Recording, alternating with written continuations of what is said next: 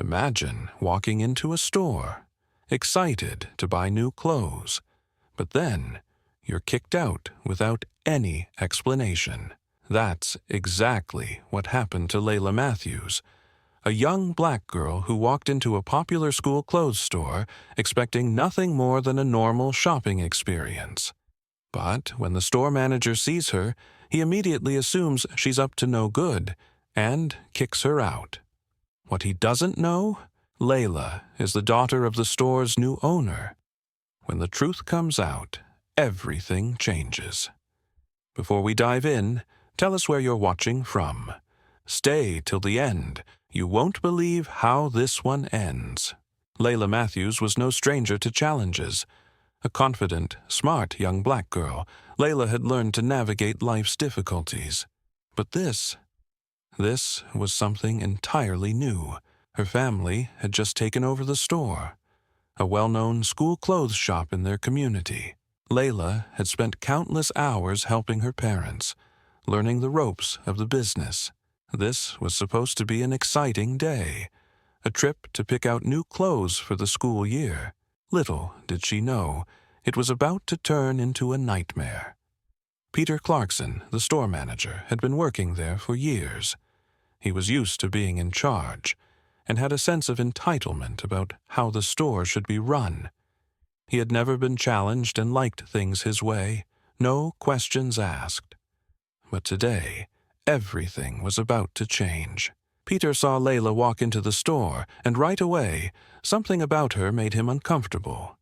She was dressed casually, no designer clothes or fancy accessories, but he made an assumption. She didn't look like she belonged here. He watched her carefully, judging her by her appearance, as he did with many other customers he felt didn't fit the store's image. What Peter didn't know? Layla was the daughter of the store's new owner. This simple misunderstanding would change everything. The tension between them was about to escalate in a way Peter never expected.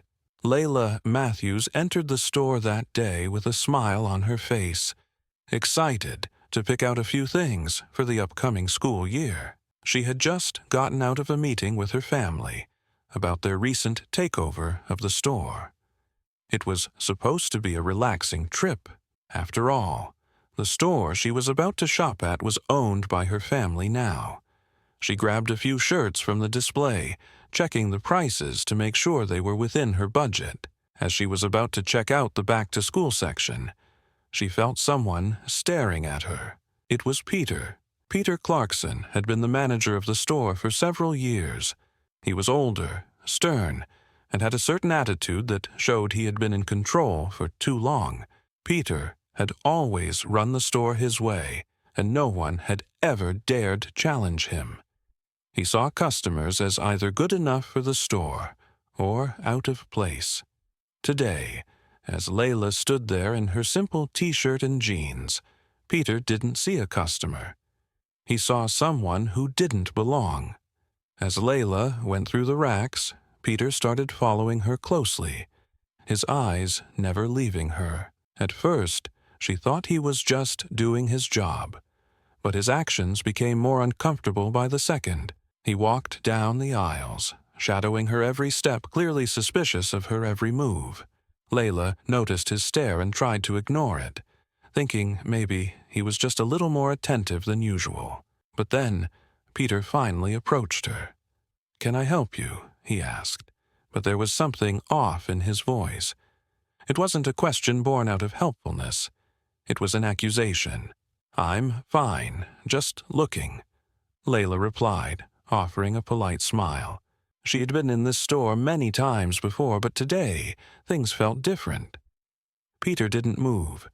His eyes scanned Layla up and down, and then he crossed his arms. "You're sure you can afford these?" he asked. His tone not quite rude, but definitely condescending. Layla blinked, not fully understanding. "Excuse me?" "I mean," Peter continued, "these clothes might not be what you're looking for. I'm sure the store's a little out of your price range." His tone was thick with judgment, and Layla's stomach sank. She couldn't believe what she was hearing. This was a store her family now owned, and this man, this stranger, was assuming things about her based on how she looked. "I'm just shopping," Layla said, trying to remain calm. "I have money to pay for the items I want. Is there a problem?" Peter wasn't backing down. "If you can't pay, I'm going to have to ask you to leave." His words were blunt and without empathy. Layla's heart raced. Was he really kicking her out? Was this how she was being treated in her own store?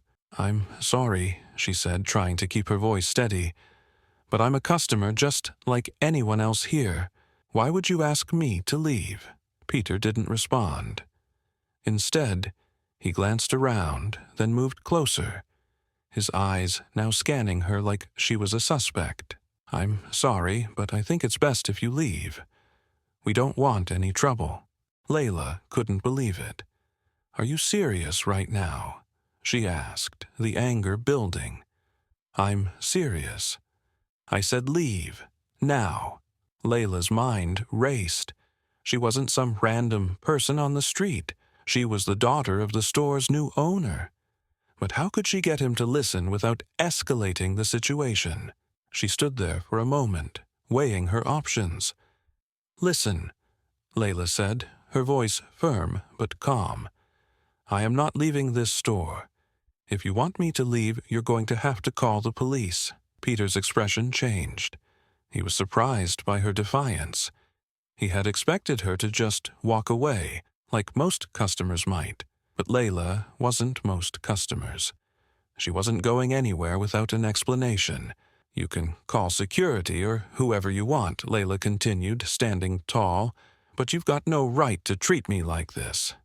Peter's eyes narrowed. "You need to go," he repeated, this time louder. He looked around, his voice rising. "I'll call security if I have to."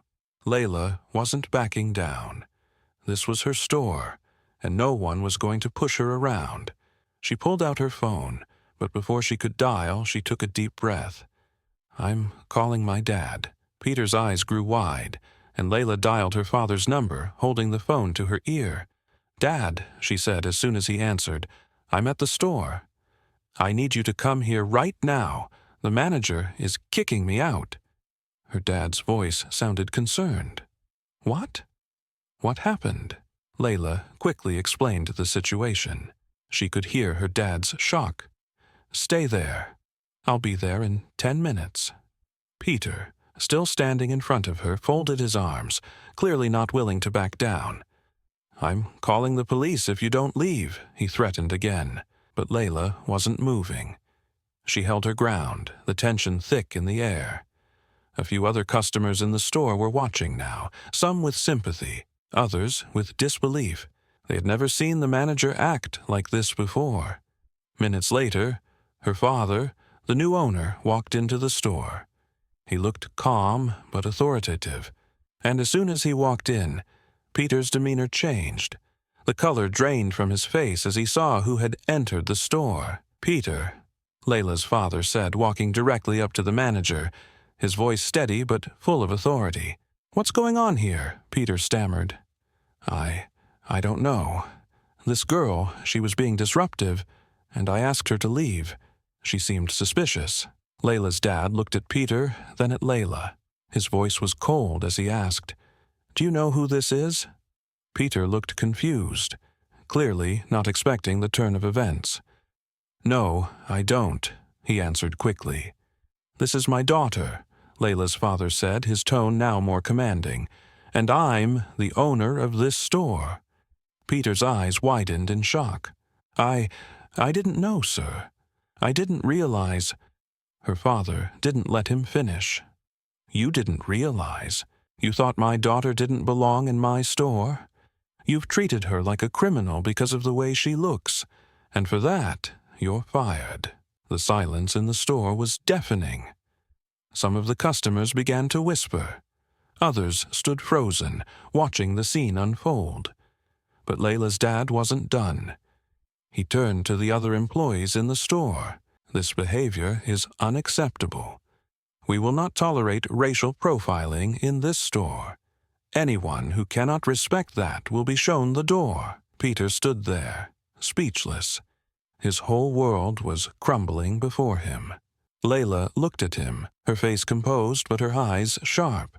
"I tried to be calm," she said, "but you refused to listen. You don't get to treat me like that." Peter didn't say anything. He knew it was over. The damage was done. Peter Clarkson stood there, his face pale, as the full weight of the situation settled in. Layla's father, the new owner of the store, was staring him down, and the realization of his mistake was beginning to hit him hard. The once comfortable authority he had over his employees and the store itself was gone. Layla wasn't one to show much emotion outwardly, but inside, she could feel the rush of relief as her father stepped in to defend her. Finally, the power had shifted. Peter, who had believed he could push people around based on assumptions, was now facing the consequences of his actions. "I want you to understand something," Layla's dad said, his voice low but filled with authority. "You may think you have control here, but there is one thing you missed: respect. You didn't just treat my daughter like a thief, you treated her like she didn't belong. And that's not acceptable in my store." Peter's mouth moved, but no words came out. He was caught, unsure of how to salvage the situation. The other employees who had been watching this unfold stood frozen, unsure of how to react. Some looked sympathetic toward Peter, while others, like Layla, knew exactly what had happened. I'm sorry," Peter said weakly, but the apology sounded hollow, like he was trying to get out of a hole he had dug too deep. "I didn't know. I just thought she didn't belong here." "You thought. You didn't even take a moment to find out who she was," Layla's father said, shaking his head in disbelief. "That's the problem. You didn't look past your assumptions. And you didn't give her the respect she deserved as a paying customer." Layla stepped forward, her voice steady but firm. "It's not just about me," she said. "You don't get to treat anyone like that, based on what they look like or what you assume. People aren't here for you to judge them. They deserve respect." Peter's face reddened. He was cornered, and Layla could see the shame written all over him now. He had realized he'd not only embarrassed her, but also made the store look like a place where discrimination was tolerated. The truth was undeniable. His actions had made a public spectacle, and now he had no choice but to face the consequences. "I understand," Peter said, his voice trembling. "I made a mistake, a big one, and I'm sorry." But Layla wasn't satisfied. "Sorry is not enough, Peter," she replied. "This isn't just about you making a mistake. It's about the system that lets people like you do this, over and over again. How many others have you treated this way? How many other people have been embarrassed and humiliated because of your assumptions?" There was a long pause. The silence hung in the air like a weight, everyone waiting for Peter's response. But the truth was out now, and he couldn't deny it. He knew there was more at stake than just his job. It was about the kind of environment that had been allowed to thrive in the store for so long. Layla's dad, still standing next to her, spoke with a calm fury that was unmistakable. "You've been given a lot of chances, Peter, and you've wasted them. And for that, I'm going to have to let you go." Peter's eyes widened. "Wait, you're firing me?" "I'm not just firing you," Layla's father said. "I'm making sure that everyone here knows that this behavior will not be tolerated. You will no longer work for us." Peter stood there, unable to hide the look of disbelief on his face. He opened his mouth, probably to try to argue, but Layla's father interrupted him with a raised hand. "You don't get to make excuses. You've done enough damage already. You're done." As Peter stood there in stunned silence, Layla couldn't help but feel a rush of empowerment. She had just stood up to someone who thought they had the power to define who belonged and who didn't. And now She was not only getting justice for herself, but she was also ensuring that no one else would have to go through what she did. This was bigger than just her. This was about making sure this store became a place of fairness. Peter turned and walked toward the back of the store, head down. He wasn't going to fight it anymore. The other employees, who had been silent up until now, seemed to breathe a collective sigh of relief. There was a palpable shift in the atmosphere. The sense of unease was gone, replaced by a sense of justice being served. As Peter disappeared into the back office, Layla turned to the employees standing by. She knew what she had to do next. "This is what we stand for," Layla said, her voice strong. "This store is now a place of respect, and we're going to make sure that every customer, no matter who they are, is treated the same. I don't want anyone to feel unwelcome here again." Her father nodded in agreement. "We're going to implement new policies starting today. We're going to make sure that no one else is ever treated like this again. And Peter's behavior is not the standard we'll allow here." The employees began to nod, and Layla could feel the atmosphere shift in the room. This was the beginning of something better. Layla had taken control of a situation that many might have walked away from, and now things were going to change. Peter had thought he could treat her like an outsider, but in the end, he was the one who was on the outside looking in. The next morning, the story about Peter's firing quickly spread. News outlets and social media users began to share the incident, with people praising Layla for standing up for herself and the principles she believed in. But the real shock came when Layla discovered something that completely changed the way she saw the situation and the store's operations. While she was going through the store's records, looking into how they could improve things, Layla found a long list of customer complaints, many of them from people who had experienced unfair treatment from Peter and his colleagues. But what shocked her more was the common theme running through the complaints: racial profiling. She couldn't believe it.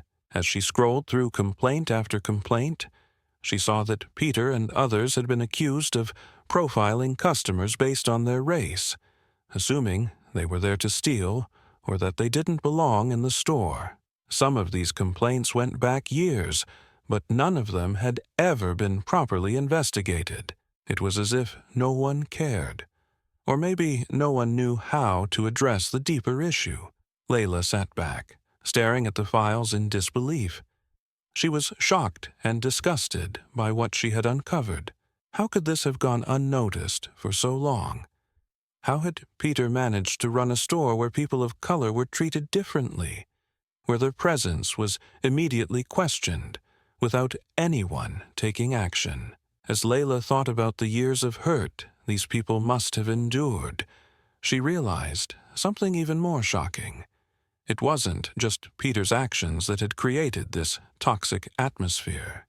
It was the system. The store's management had overlooked these complaints for far too long, and now it was clear.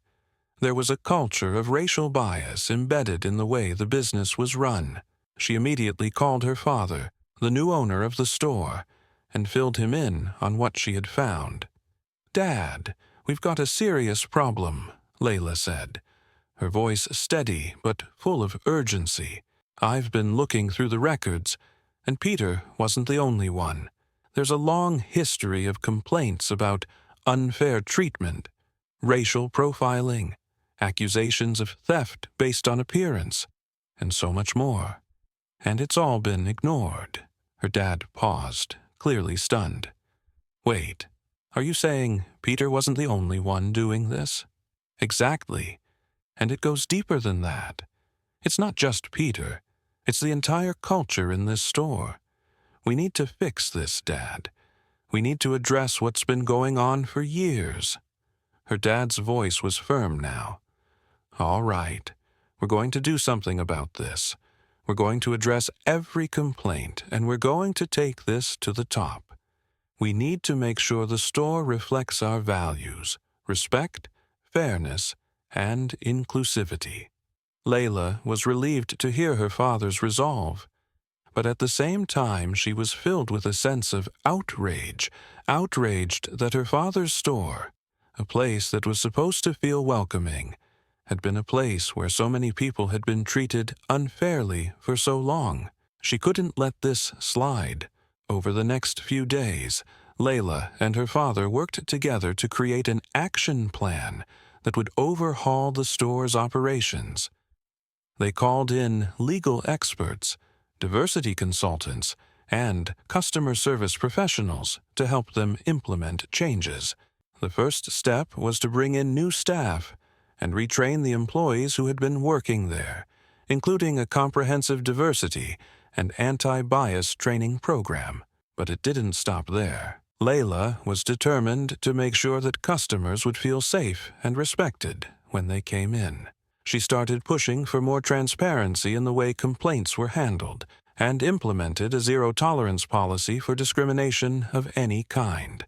They also began doing outreach to communities of color, apologizing for the way the store had treated them in the past and promising to do better. Layla wasn't going to stop until every customer walked through the door knowing they would be treated with respect. And in order to do that, she needed to confront the deeper issues that had existed in the store for years. A week after the investigation began, Layla and her father held a community meeting at the store. They invited local leaders, activists, and former customers to come in and talk about their experiences. They wanted to ensure that everyone had a voice in shaping the store's new direction. The room was filled with people who had stories to share, some of them heartbreaking, some filled with anger, and others just yearning for a place where they felt welcomed. Layla listened to every word, and as each person shared their story, she felt a deep responsibility to fix what had been broken for so long. One woman stood up and said, "I used to shop here with my kids, but every time we came in, we were followed around the store like we were criminals. It was uncomfortable, and eventually we just stopped coming. It's a shame, because I used to like this store. But after how we were treated, I couldn't bring my kids here anymore." The room fell silent.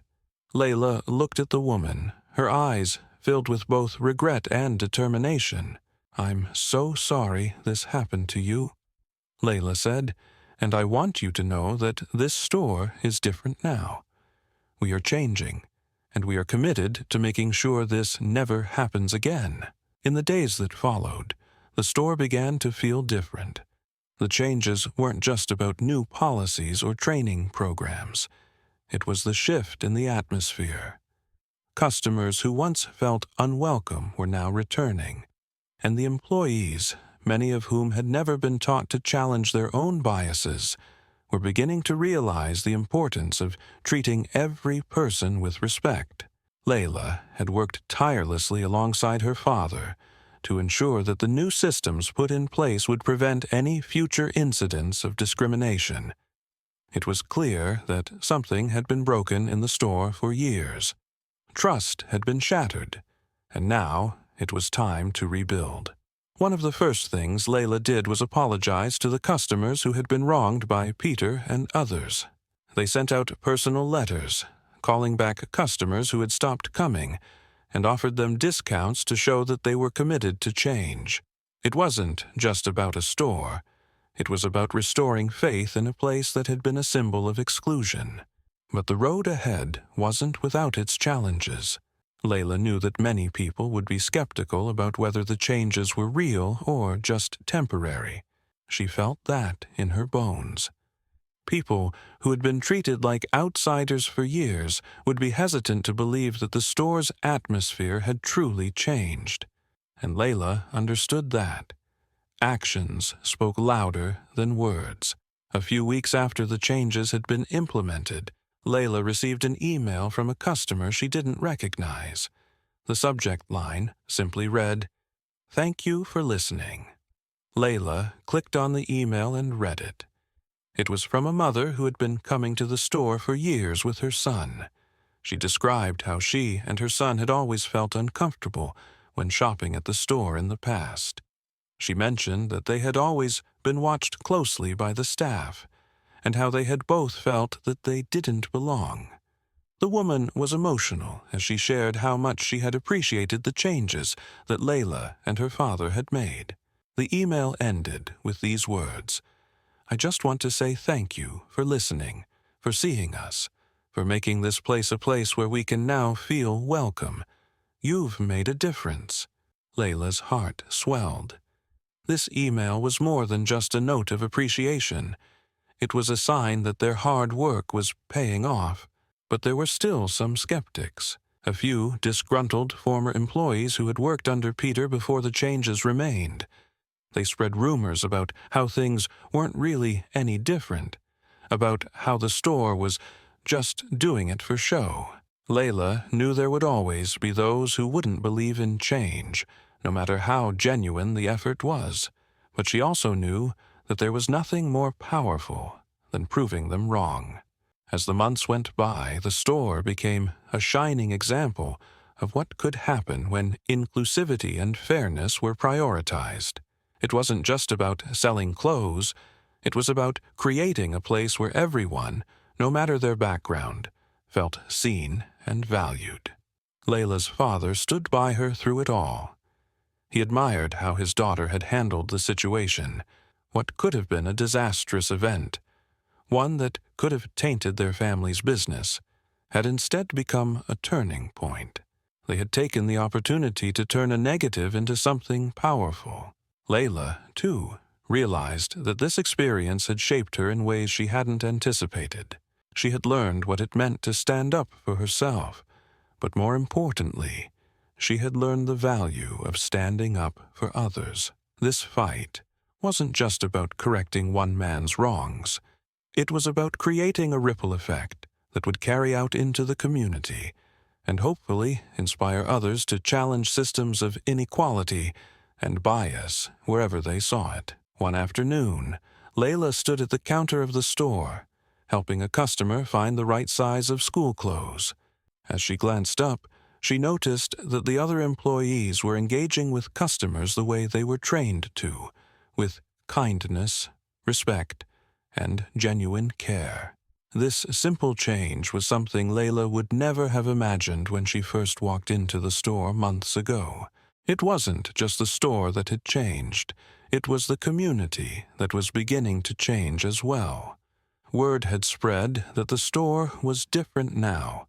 It was a place where people didn't have to worry about being judged by their appearance. This journey wasn't just about getting back at Peter or making sure one person faced consequences. It was about a larger lesson that had been learned the hard way.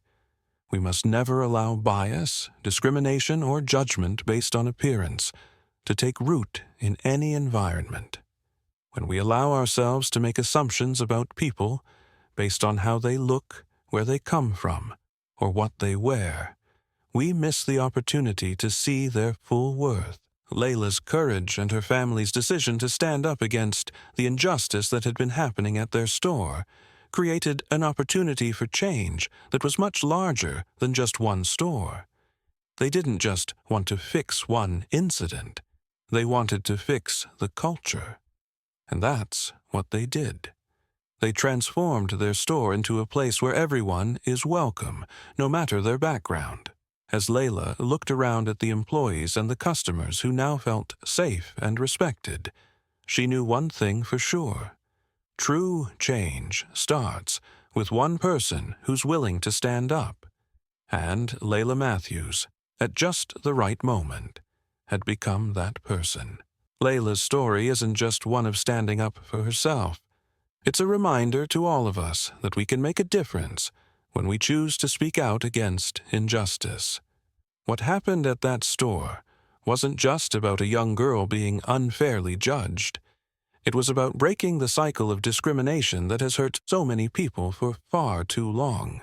By standing up to Peter, Layla didn't just defend herself. She made sure everyone else who felt marginalized could see that change is possible.